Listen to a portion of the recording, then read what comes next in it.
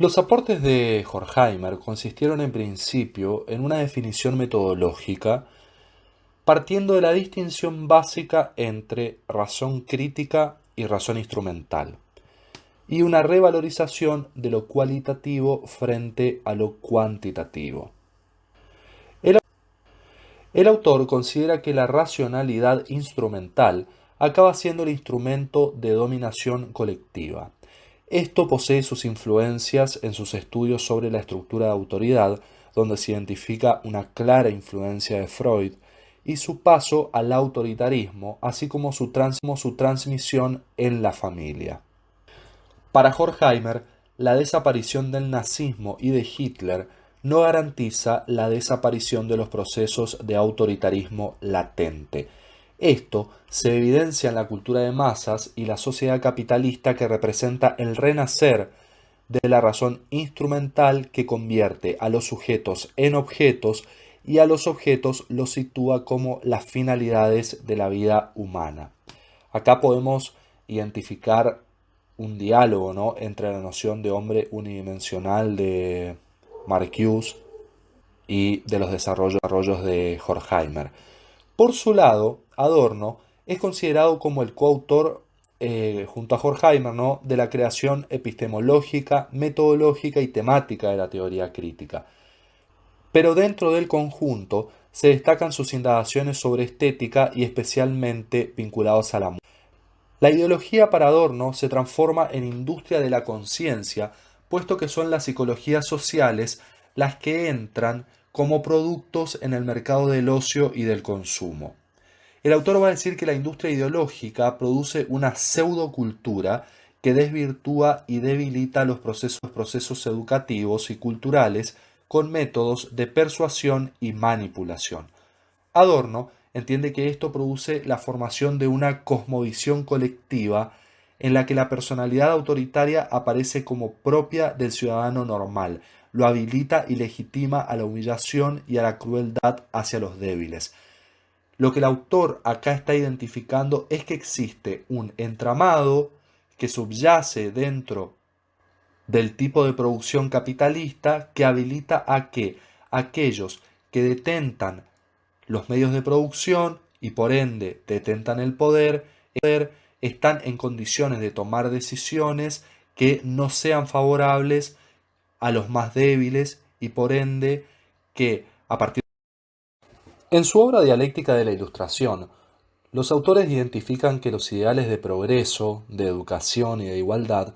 funcionan como factores de consolidación del capitalismo industrial. La razón instrumental provoca que el progreso se confunda con la técnica, que la educación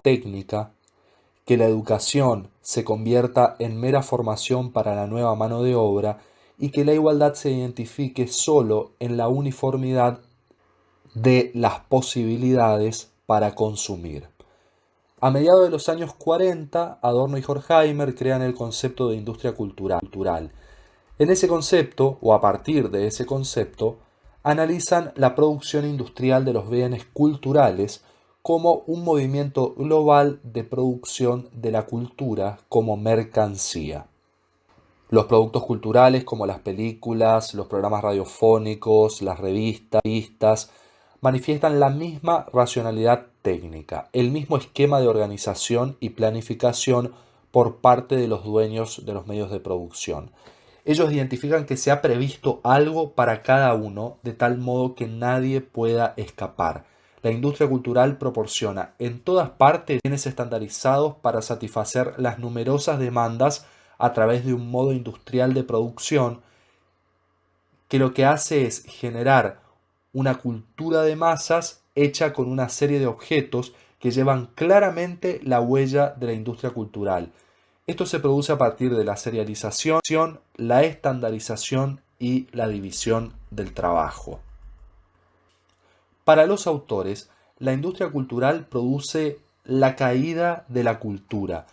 su transformación en mercancía y elimina las huellas de una experiencia auténtica con fines de rentabilidad económica y de control social. Fíjense que acá va a haber una mirada bastante negativa de la industria cultural en disonancia con lo que planteaba Benjamin, que Benjamin identificaba, si bien la pérdida del aura en la producción serial de productos culturales, también identificaba que existía un elemento positivo que tenía que ver con aumentar las posibilidades de acceso. Para Adorno y para Horkheimer, la producción serializada de productos culturales lo que va a producir es fundamentalmente esquemas de acción. Van a ser medios, no solo productos, sino también medios para generar procesos de dominación en la sociedad. Enseñar modos de vida, enseñar formas de consumo, delimitar consumos. Y fíjense que acá también se tiene en cuenta algo que en la publicidad después se va a llamar segmentación, que es generar diferentes productos para ir satisfaciendo diferentes necesidades que pueden parecer diferentes, pero que en definitiva, desde la perspectiva de los autores, van a ser generadas por el mercado para poder satisfacerlas mediante productos. Es importante tener en cuenta aquí que uno puede decir, bueno, pero hay un montón de producciones y por ende se pueden generar procesos distintos de sentido. El tema acá, y que es lo central, y es una pregunta que nos venimos haciendo desde la primera clase, es que hay que pensar no solo al producto, sino también en quiénes son los dueños de los medios de producción y cuáles son los intereses que se están vehiculizando a través de estas producciones que Adorno y Horkheimer identifican que básicamente lo que producen son fenómenos de alienación, de dominación y fundamental. En esta última parte vamos a hacer un breve repaso acerca de la transición de la noción de industria cultural, en su sentido frankfurtiano, a la de industrias culturales insertas en la lógica en la cual la conocemos en la actualidad. Como punto de partida, en 1970 se produce una toma de conciencia institucional sobre la influencia del sistema comunicacional de masas en la cultura. Comienzan a identificarse los efectos que posee el orden comunicacional en el mundo, tales como su carácter mercantilista y la saturación mediática, los cuales pueden ser subsanados a partir de nuevas políticas culturales y de comunicación que puedan ser capaces de difundir a las industrias culturales, educar en sus usos y consumos y protegerlas de la lógica determinada por el mercado a la que están sujetas. Un tiempo después, en 1980, se realiza una convención en Montreal donde se registran como los tres enfoques que van a permanecer en la lógica que caracteriza a las industrias culturales. El primero hace referencia a las industrias culturales como aportes centrales a la democratización y descentralización de la cultura.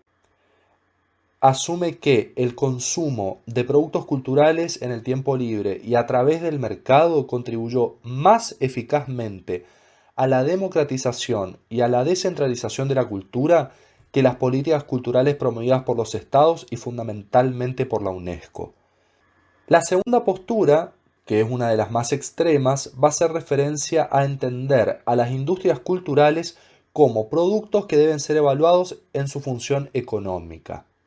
Es decir que el interés tiene que estar puesto en los productos culturales en tanto productos y sin cuestionamientos. La idea solamente va a tener en cuenta a su dimensión económica y a las propiedades de la demanda y del consumo y, por supuesto, como se darán cuenta, se posiciona en una perspectiva netamente neoliberal, es decir, entender a los productos generados por las industrias culturales en su condición de tales, como productos. Y por último, la tercera postura, que va a ser aquella que determina la necesidad de analizar críticamente la coexistencia de diversas industrias culturales, atendiendo a aquellas que se encuentran en situaciones de desventaja. Lo que busca es reconocer el carácter problemático de la pluralización de las industrias culturales cuando ésta se realiza desde un materialismo vulgar, es decir, criticando esa postura que asume que tenemos que entender a las industrias culturales solamente en su condición de productos. Esta idea del materialismo vulgar hace referencia a aceptar ingenuamente que las industrias culturales pueden llegar a ser medios para el acceso masivo a los bienes culturales sin tener en cuenta su dimensión ideológica, digamos. Esto deja de lado que no todas las industrias culturales tienen el mismo nivel de permeabilidad y que de hecho esto podemos identificarlo en la influencia que posee la producción norteamericana de contenidos audiovisuales en relación, por ejemplo, con la producción cinematográfica argentina. Esto queda reconocido también en el informe McBride de 1980, que plantea las bases para las futuras políticas de comunicación e información que van a estar orientadas a la integración de los países en vías de desarrollo y del tercer mundo en el sistema comunicativo mundial, que por supuesto corrían en ese momento y siguen corriendo un riesgo de marginación, estandarización y homogenización cultural por los flujos comunicativos hegemónicos. Es decir, empezar a pensar algunas alternativas para ver de qué manera se pueden poner en pantalla, en los medios, en las condiciones de producción cultural, también a otras culturas y no solamente a la norteamericana, que esto como podemos identificar. En 1982 se celebra en México la Conferencia Mundial sobre Políticas Culturales de la UNESCO. Aquí se recoge el reclamo de un nuevo orden de la información y la comunicación que reconozca el derecho de todas las naciones no solo a recibir, sino a transmitir contenidos culturales, educativos, científicos y tecnológicos, destacando el importante papel de las industrias culturales en tanto medios para la difusión de bienes culturales. Aquí también se advierten los riesgos culturales de la hegemonía de los flujos comunicativos, destacando las formas en que la ausencia de industrias culturales nacionales puede ser fuente de dependencia cultural y origen de alienación.